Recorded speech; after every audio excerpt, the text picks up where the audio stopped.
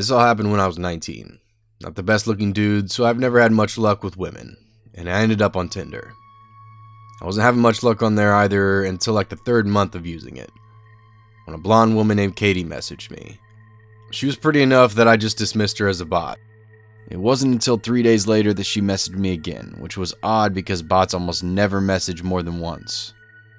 I clicked on her chat and replied, then looked at her profile.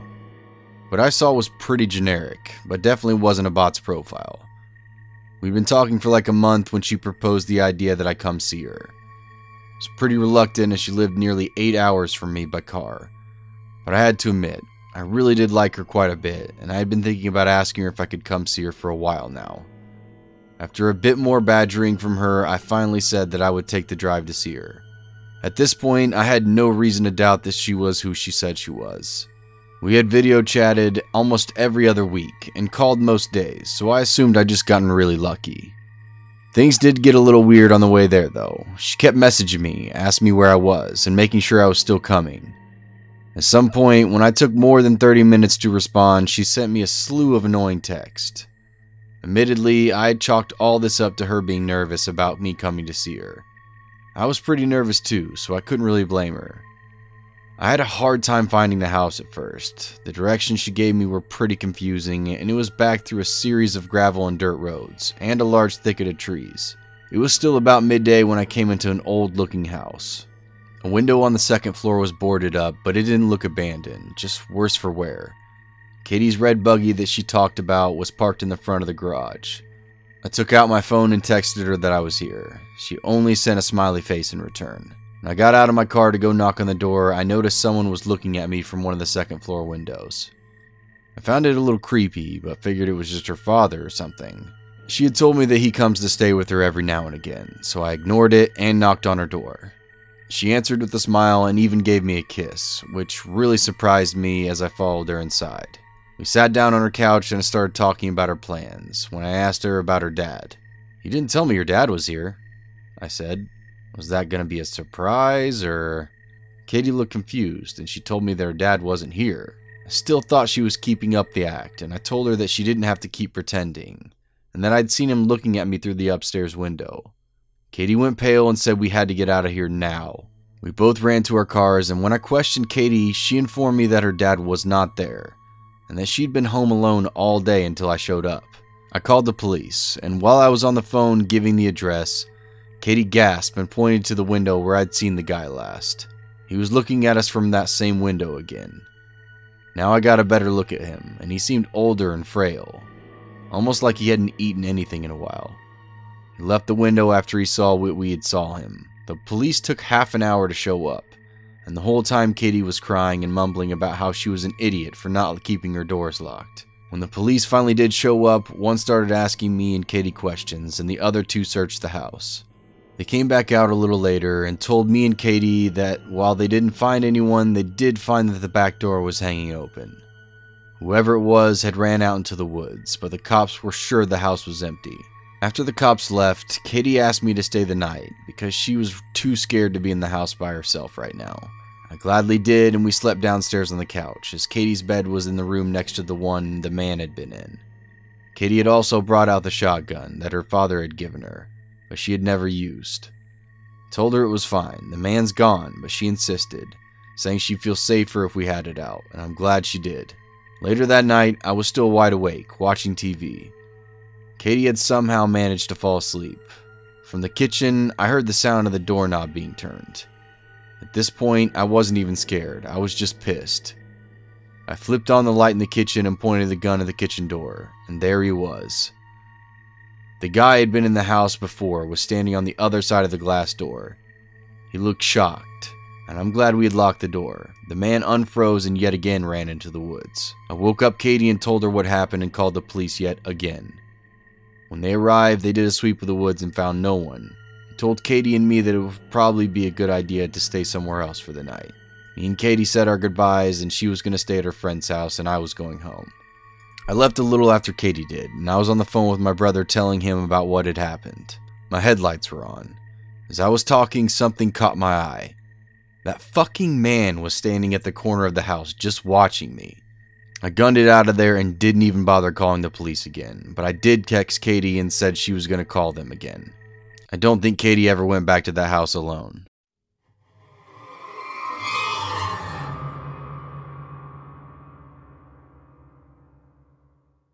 First time poster here.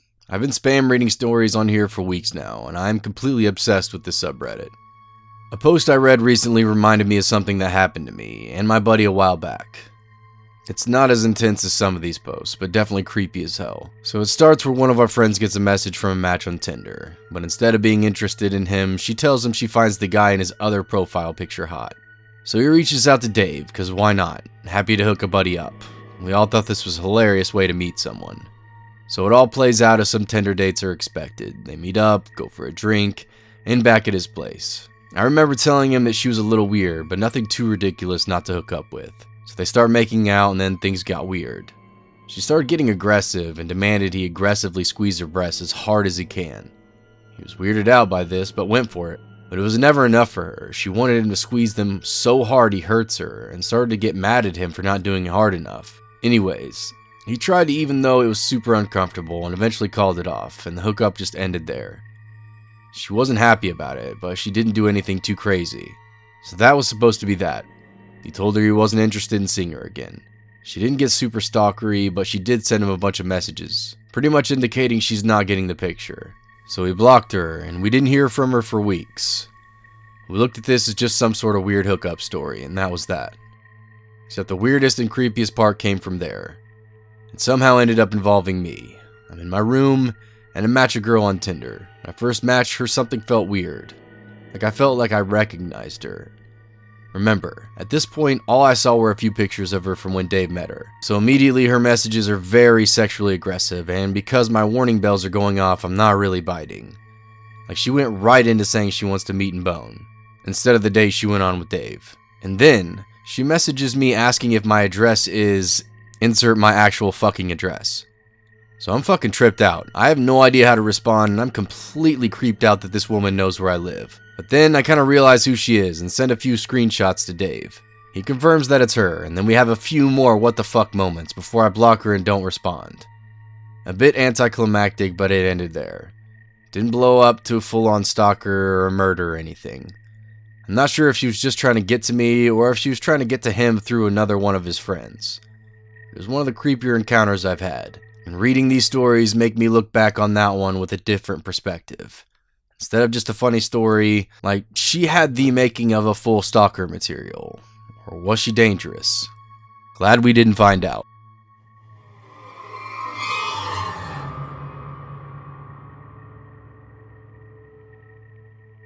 This happened a few years ago. I, a 20-year-old female, had just gotten into the Tinder scene and was pretty new to the whole thing.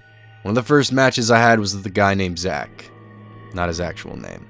Zach seemed super cool, and we messaged back and forth on the platform about video games, anime, and generic other things in our lives for about a week. Finally, Zach asked if we could meet up. I figured enough time had gone by, and he hadn't given out any red flags, so I said yes. Set a date for the next day, and made my first big mistake. I gave him my address to pick me up. Looking back on this now, I realize how stupid I was, and that things could have gone a lot worse than they did. The next day, I spent as much as my morning nervously getting ready for my first real Tinder date.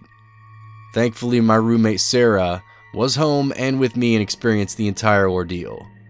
About 30 minutes before Zach was supposed to pick me up, Sarah and I watched 2 cars pull up in front of our 4-unit apartment building. 3 of these redneck-looking creepy country men get out. They looked to be about 40, so Sarah and I paid them no mind. The next thing we know, we hear loud banging on the main door. Our building is locked unless you are a tenant, so they clearly didn't belong. Me, being as naive as I am, thought they were here for one of the other building's residents, and stupidly opened the door to ask them who they're looking for. The guy in the middle said, "We're here for Opie." At that moment, I went from friendly to confused to scared. Didn't like the way they were looking at me. I told him that I was Opie. Third mistake. He gave me the creepiest once-over and said, "Oh yes, you look like your pictures." This sent a chill down my spine, and I demanded to know who they were and what they wanted. The guy in the middle said that they were friends with Zach, and that they were here to pick me up for our date. I asked him where Zach was. He just snickered and said, "He's in the car," and pointed to the second car, which was strategically placed behind a tree so I couldn't see if Zach was actually in there or not. Luckily, I'm not that stupid. I told him that if Zach wanted me to go out to the car, then he could come get me himself. Then the guy on the right steps up and asks if I would like to get with him. I went to shut the door, but he shoved his boot in the frame before I could actually close it. Right man then said, "If you won't fuck me, then fuck my buddies at least." At that moment, Sarah comes out of the lobby, yanks me back into our apartment, and locks the door. They banged on the door for a few minutes, and Sarah called the cops. They left shortly after, and we watched from the living room window as they got back into their cars and drove away. There was nobody else in that car. What's even worse is a couple hours later, I got a message from quote-unquote Zach saying, "I'm so sorry. My friends took my phone and they thought we would play a prank on me. Don't worry, you'll see I'm a great guy when we actually meet." I blocked him instantly and deleted my Tinder. The cops couldn't do anything because I didn't get their names or license plate, so I never did find out what happened to those guys.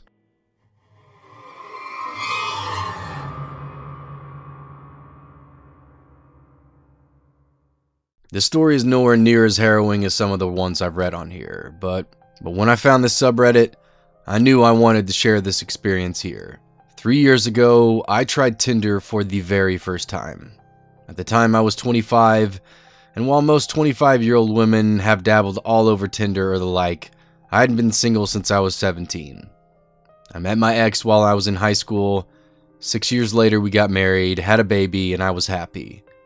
But those last couple of years together, he had really begun to resent me and the family we had created together. I fought to keep our relationship together, but the abuse became more frequent and more intense. It got to the point where I took our baby and fled the house in the middle of the night. My mind was scarred and my heart was raw. It was a really difficult time in my life. A couple of months after I left, I had a new job, a new home, and a renewed sense of life. I was just starting to open up and could feel myself healing. I was, however, lonely. I was adjusting to shared custody and spent my weekends alone. Didn't want to jump into a relationship, but I did want to experience some new things that my 8-year relationship hadn't allowed me to. Joining Tinder felt fun, it was new and scary, and after so much trauma, it felt nice to have so much positive attention. My self-worth was low, so the cheap compliments and instant gratification of the app felt incredible. Who am I to deserve their attention? Why would they choose to speak to me of all women? Not my healthiest coping mechanism, but I wanted to feel desirable.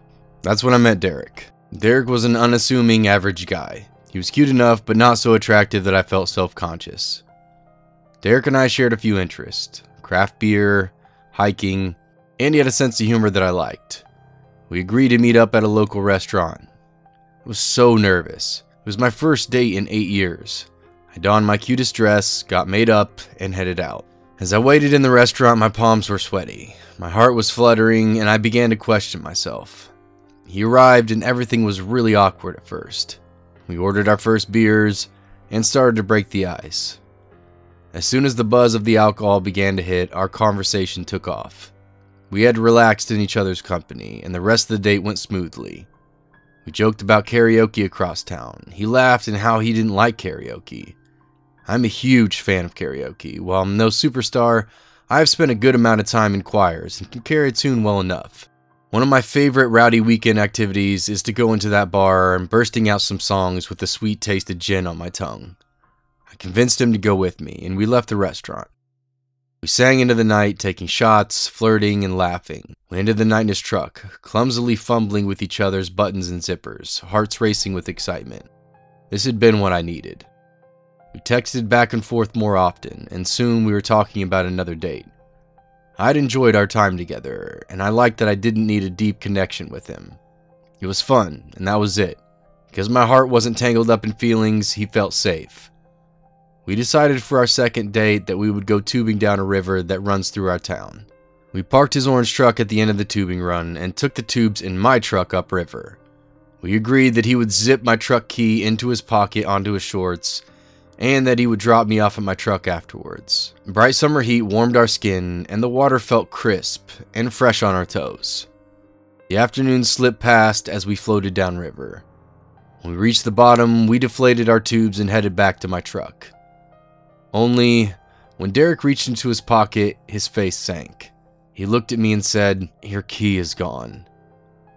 I laughed. Surely he was joking. He insisted this wasn't a joke. Gravity pulled at my stomach and I began to panic. This was the only copy of my truck key, and I had taken it on the river. I felt foolish and worried about how I would get a new key if we couldn't find it. The river was long, and we'd been tubing for hours. We'd stopped at several places to swim. He offered to drive me home, and I accepted. During the drive, we made a plan to meet up for the next day and search for my key at some of the stops we had made. We spent the next afternoon combing our swimming holes for my key. Up and down we swam, with very little hope that we would ever see my keys again. We had to try though, and we kept at it. From one spot to another, we dove and we swam and we moved on. The very last place we checked, as the light of the afternoon faded into a hazy orange, something caught his eye. Underwater near the shore were my keys. We were elated. We could not believe our luck. To celebrate, we went back to his place for some drinks. He drove me down a long wooded driveway, and at the very end was a shaded trailer. He told me that he was only renting a room here from an elderly couple, but they were on vacation, so we would be alone. We walked over the creaking porch and entered the trailer. Inside, I could see the kitchen was messy, not just a couple of dishes, but every surface was covered with mess. He ushered me away to show me his room. It was small, and not very clean either. Dirty clothes, mattress on the floor, a Rubbermaid bin with some snacks like Doritos and cheap warm beer. We had sex. The yellow light of the trailer accented the stains on the walls. Afterwards, the spark of fun I had felt when we first met had withered, and I felt gross. I decided that this would be our last date. A week passed, and we hardly texted. Our brief fling was ending, and I didn't expect to see him again. My mind had moved on to other things. This coming weekend, my friends were coming to town, and I was excited. We made plans to go to karaoke together on a Saturday night. When the day arrived, I was surprised to see a text from Derek on my phone. "Are you going to karaoke tonight?" it read. I responded that I was, and he texted back saying that he would be there. "I thought you didn't like karaoke," I asked him. He said that he had been invited by a girl he worked with, and thought he should give me a heads up that he would be on a date, in case I was there. I thanked him for taking the time to let me know, reassured him that I wouldn't be bothered at all, and said that I hoped he had a great date. Around 9:30 that night, my friends and I arrived at the bar. The dim lights and reflective foil stars, an all too familiar scene. We got our drinks, picked a booth with a good view of the stage. I had a strange sensation, like someone was watching me. I turned my head, scanned the bar, and our eyes locked. Derek and his date were a few booths away, and he was watching us. He waved zealously with a big smile. His date turned around to look, and I managed an awkward wave. I was absolutely fine with him being on a date, but I did not want to advertise that we had known each other or make his date uncomfortable. My friends were all aware of the time we had spent together, my thoughts on the experience, and the text he had sent me earlier. We were all thinking it was a bit odd that he would go out of his way to interact with me in front of his date. But no harm, no foul. He was just being friendly. The evening carried on. We all had a great time, basking in the atmosphere, drinking in the songs and laughter. A couple of hours in, we were sitting in our booth when Derek stumbled over to our table with his date. He introduced her as Kate and plopped down beside me, pulling her down in the booth next to him. A strong smell of alcohol oozed off of them, and I could see that they were hammered. It became obvious they had both had way too much to drink. Their eyes were glazed and words slurred. Kate seemed really nice, despite her state, and she launched into a drunk story to the whole table. My friends and I were fairly uncomfortable and were unsure what was going on. Under the table, I felt Derek's sticky hand slide onto my thigh. His date was right there, and I was stunned. Without making a scene, I subtly removed his hand and excused myself to get another drink. As I walked across the room, I could feel his eyes racking my back. Sure enough, when I was turned around, he was watching. When I got back, Kate was slurring that her taxi had come. She and Derek had exchanged a sloppy kiss and goodnights, and then it was just us and Derek. Derek's mood shifted after that. He was drunkenly unaware of how uncomfortable the table was, and we could tell he was brooding about his date having left without him. Derek turned his attention to me. He slung his heavy arm over my shoulder and leaned in, his sour breath managing to come together to form clumsy sentences. "You're so cute. I love your laugh." I was rigid and just wanted him to leave. When he got up to get another beer, my friends and I spoke about the situation. One of them remarking, "You know you can do better than this, right?" I said yes. As casual as this had been, I had made a mistake. We came to the conclusion it would be best if we ended the night early, as we didn't see him leaving me alone. As a backup plan if anything went south, we agreed that the girls would go to the bathroom and leave out the back door while our male friend would distract him and slip away. Derek arrived back at the table. Sloshing his beer onto his front, he slurred, "Where are we going next?" I hesitated, but my friend told him that we would all be going home. Derek said he would walk us up there, and we politely declined. He was leaning up against a wall and barely holding himself at this point. We asked him how he was going to get home and if we could call him a cab.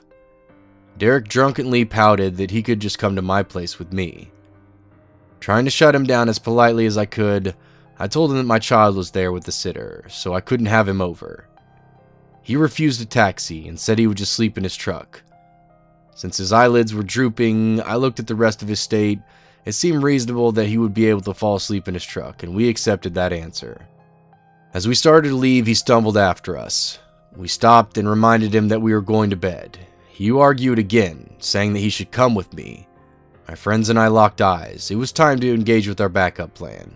The two girls and I excused ourselves to the washroom while our friend distracted him. Slipping out the back door, the cool rush of night air hit us, and we hurried back to the path that led to our hotel. Our friend caught up with us and said that he had left Derek behind at the bar. We were all relieved to be out of there and started to walk back to our hotel. One of the girls was sober and offered to drive me home when we got back to the hotel, and I gladly accepted. A few minutes down the path, my phone began to ring. I looked at the caller ID and felt my stomach drop. It was Derek. I turned the volume down and let it ring, and to my surprise, he left a voicemail. I turned on the speaker and played it loud. Derek's voice sounded confused as his words melted together into the phone. Where are you guys? I thought we were gonna hang out. I don't understand. We were all glad we had left, and agreed that this had been wild. That's when the phone rang again. Another voicemail popped up on my screen. In the dim light of the trail, I played the new voicemail aloud once more. His drunken speech was more intense this time, as he launched into how he didn't understand why I had left, and I had hurt his feelings, and that he was in love with me. The tone of his voice shook me when I heard him say, "I love you." But there was something dark and heavy about it that left me unsettled. We were all creeped out, but happy to see the bright sign of the hotel ahead. We traveled the carpeted hallway to their room so my friend could grab her keys to take me home. As we entered the room, my phone began to ring once again. This time, the voicemail sent shockwaves of fear through my body. Derek's voice had taken on an edge, as he repeated that he loved me but was actually really fucking mad at me for leaving him at the bar. He went on about how I could do that to him. He didn't know what he was going to do. His voice shook with anger as he stumbled over himself, expressing how I betrayed him. The last thing he said before hanging up and echoing in the hotel room, "You know, I'm really starting to fucking hate you." This guy was unhinged, and I was terrified. I was grateful this side of Derek hadn't shown up when we were alone in that secluded trailer. My friends gave me a hug and told me to call them if I needed anything and to keep them updated. My friend took me home, and as I unlocked the door and stepped out of the comfort of my home, I felt exhausted. It had not been the night out as I expected, and Derek's erratic behavior had really freaked me out. Fresh out of an abusive relationship, his actions at the bar, then the voicemails rang some all too familiar bells. That's when I saw the headlights. It was late for anyone to be driving down my street. I peeked through the curtain, and my blood ran cold, and I trembled. Sitting in the cab of his orange truck was Derek. Mind racing, I panicked. This dude could barely hold himself up when we left. He was blackout obliterated. How did he drive across town to my house? How did he find me? I immediately remembered the other week when he had dropped me off after I lost my keys. How could I have been so stupid? I barely knew him. We had only met 3 times. Derek's face was stony and etched with rage as he sat in the dark cab staring at my house. He wasn't getting out. He was just staring. While I was on my hands and knees peeking out the window. All the lights were off inside. I was sure he couldn't see me. Then the screen on my phone lit up. He was calling me again. I quickly hid it so he wouldn't see the light. Hands shaking, I played the voicemail as quietly as I could. Derek only said one thing this time, a phrase that sent terror shooting down my spine. In a drunk, sing-songy voice, almost taunting me, he quietly said, "Where are you?" Click. I was terrified. Somehow, I really hadn't considered I could be in danger, and chalked all the fear to my past experiences. Surely I was overreacting, and it was my fault for reading too much into this. I shouldn't be this scared, and I don't want to make a scene. That last voicemail sealed the deal. I figured even if I was overreacting, at the very least he was a drunk driver. Called 911, and the dispatcher said someone would be there in a couple of minutes. As I peeked out the window, I saw him get out of his truck. He was done waiting. His heavy feet stumbled as they hit the pavement, and he looked around. Derek's voice cut through the night. He started yelling my name. The wild anger in his voice was tangible through the walls. He just yelled into the street, "Where are you? Where are you?" Derek started to stumble towards my house, and then with the red flashing and blue lights cascading down the street, lighting up his face, and highlighting every ounce of rage carved into his features. 2 police cars pulled up, and the officers got out. I was still peeking out from inside my dark house, and I couldn't hear much of what was happening. I watched them breathalyze him, which he obviously failed. The officers inspected his truck, and they all spoke for a while, and one of the officers came up to my door. I spoke to them about what had happened, and he was very empathetic. He said, as unsettling as his actions have been, there wasn't much they could do without a direct threat. The officer let me know that they would be taking him in for the night, and that he would be charged with drunk driving, but that he would be out tomorrow, so make sure I kept my doors locked and stayed safe. The tow truck came to remove his orange truck from the road, and I could see him arguing. The officers weren't having any of it, and they turned him around to cuff him. As the handcuffs locked around his wrist, he yelled out one last time, looking directly at the window I was peeking out. "I know you're in there. Why don't you come out and say goodnight?" As quickly as my street had filled up, it was empty.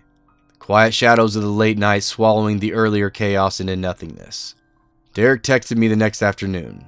I'm very sorry about last night. I was in a bad place. I responded that his actions were unacceptable, and how dare he show up at my house where my child lives at. And I would prefer to never hear from him again. He apologized one last time, and I haven't heard from him since. Over the next few months, I would see him on a bike going to and from his workplace, so I know he lost his license. I was always weary that we would bump into each other again, which thankfully never happened. I can only imagine how much angrier he was after that night he lost his license. I found out that he moved to the mainland a while back, which was quite a relief for me. I no longer feel as on edge around town. So Derek, let's never meet again.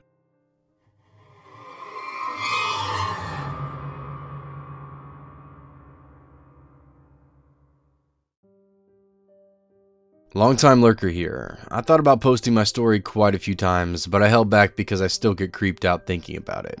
So today is the day, I guess. It's gonna be a long one, so you'll find a TLDR at the end. You're welcome. Back to the end of summer 2019. I, a female, needed distraction from my boring university revisions, and as lots of bored single people do, I was on Tinder. Nothing serious, really. I was too busy to meet guys anyway, but I like talking to people.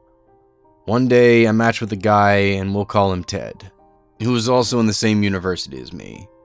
He also looked handsome in his pictures. After talking for a few days on the app, and after I had wrongfully decided that he was not a criminal, oh, the irony, I gave him my number. Again, we talked for a while, and then he asked to call me. Nothing exciting, just to get to know each other. We talked on the phone for a couple of weeks. He called me at random hours during the day and almost every single night. I didn't think much of it. During our phone calls, he mostly talked about himself, and I did not mind because I really don't like talking about me. It takes some time before I trust anyone. And again, I was bored, and honestly a bit lonely. I had been single for a while, so getting the attention I felt was nice. After a few weeks, Ted asked if I wanted to meet. I said yes because I was done with my exams. We met at the city center. When I saw him, I was kind of shocked, because he looked nothing like the handsome guy in his pictures. It was definitely him, but good angles in Photoshop truly make miracles. I was set back, but I'm not one to judge a book by the cover. So I went on with the date anyways. Thinking back now, there were way more red flags. He was asking odd questions such as, "Are you shy? Why don't you look at me in the eyes?" Well, buddy, constant eye contact is just weird. Do I need to take my eyes off of you to pick up my beer from the table or light up a cigarette? The night went on, and we had quite a few drinks. Usually I would never ask someone I just met to come home with me, but I was wearing a beer mojito vodka goggles that made my brain blind. We left and spent the night together. In the morning, I drove him to the train station and went back home to have a nap. At the end of the day, he called me and asked if we could meet again the next night. I was not really sure if I wanted to see him again, because I knew that the only reason I had brought him home was the alcohol. We did not really click, but the idea of rejecting him made me feel guilty, so I agreed anyway. The day after that, he came to my place again, and there things got weird. I started to feel really extremely nervous. Something felt really off. Thinking back, it was probably my guts telling me to run away from this guy. I decided to make things clear. I told him that I was not looking for a serious relationship. At all. I apologized and decided to bring him home. We got in the car and he was quite angry. He did not talk to me, and I was embarrassed, so I didn't talk either. When we arrived, he got out and slammed the car door. I know that I made quite a few mistakes here. I should not have accepted another date with him, knowing I was not into him, and I should have told him sooner that I did not want a relationship with him. Sincerely did not mean to act badly. That's why I tried to be honest with him as soon as I could. The next day, I called him and apologized again. He said it was fine, and we hung up. I thought it was over, but oh boy, was it not. Just a few days later, it was time to go back to uni. That morning, I woke up to a gigantic message from him, telling me that the reaction I had a few nights ago really threw him off, and that he was looking for stability. As soon as I opened up the text, he called me. It was 7 in the morning. I had just woken up, so I can't remember exactly what he said. But I told him again that I did not want to go any further with him. He hung up, and for the next few weeks, things got extremely weird. He was following me everywhere on campus, and very obviously hiding behind walls to hear my conversations. Texting me all day, even if I was not replying. Calling me 7 to 10 times a day. I thought he was very creepy, but that maybe he was just hurt and he was coping somehow. Ted was always with a guy, and we will call him Elliot. When I was at the library, they were always sitting together, near to where I was. Ted was always watching me as I was studying. When I went out for a break, he followed me. It came to a point where my friends were texting me to warn me that he was behind me. I tried avoiding him, but it was absolutely useless. I told him many times that I did not want any more contact with him, and he was making me very uncomfortable, but nothing worked. He just kept going on, and I was going crazy. 2 weeks later, I was at a party where I met my boyfriend. I fell in love very quickly, and he's the most caring, loving man I've ever met. I know, it's all lovey-dovey, try not to puke all over your keyboard. Anyway, at that moment I knew I needed to stop being so accepting of Ted's behavior. I explained to him one last time that he needed to stop contacting me, and I finally blocked him. Again, I thought it was over. And again, oh boy, was it not. Ted continued to follow me everywhere on campus for weeks, except he was never with Elliot anymore. One day I was studying at the library, and Ted was a few tables away from me. Suddenly, someone sat up at the table in front of mine, and it was Elliot. I looked at Ted, and he was staring at Elliot with the most murderous gaze ever. I thought it was really weird. I had never talked to Elliot before, and he never came near me at all. But I was really creeped out, because I thought maybe Ted had sent him over to talk to me. But he ignored me. Kept on studying, and when I went out for a cigarette, Ted did not follow me this time. I was actually surprised, but I thought nothing of it. When I went back in to study, a few moments later, Ted went outside. Elliot turned his head, watched him until he was out of sight, and then turned to me. He said, "I really need to talk to you. I think you're in danger." "I'm sorry. I know it's weird because we don't know each other, but I'm worried for you. For both of us, actually." I was stunned. I couldn't talk. He said, "We don't have a lot of time before Ted comes back. When you went out, he came yelling at me because I sat in front of you. When he leaves, can we talk, please?" I said yes, and I was shaking. At around 6 p.m., Ted left, and we waited another hour to make sure he was gone. We did not want him to know we were still in contact. At 7 p.m., we sat in the cafeteria, and Elliot told me things that still make me shiver. He explained that Ted had really horrible discourses about women, how he would love to control them. He also explained that weeks prior, he had suspicions about Ted's behavior regarding university classes. He followed random classes every week, sometimes showed up to Elliot's classes although he did not follow them, and he did not have access to the university online platforms. Elliot then realized that Ted did not have a university email address, which every member of the university is supposed to have. Elliot went to the university administration, and they confirmed what he had thought. Ted was not a student. He never was. After that, Elliot completely cut off contact with him, and since then, Ted was harassing him, calling and texting him all the time, as well as following him on campus. Elliot was shaking as he was telling me his story, and I was shaken up as well, but what was coming would reveal to be even worse. Elliot explained that he absolutely had to warn me, because Ted had said some terrifying things about me. I already wanted to cry, and Ted was talking about me all the time.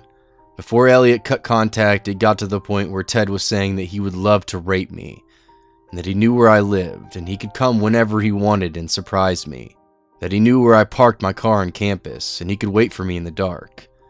He always said it with a joking tone, but Elliot got freaked out.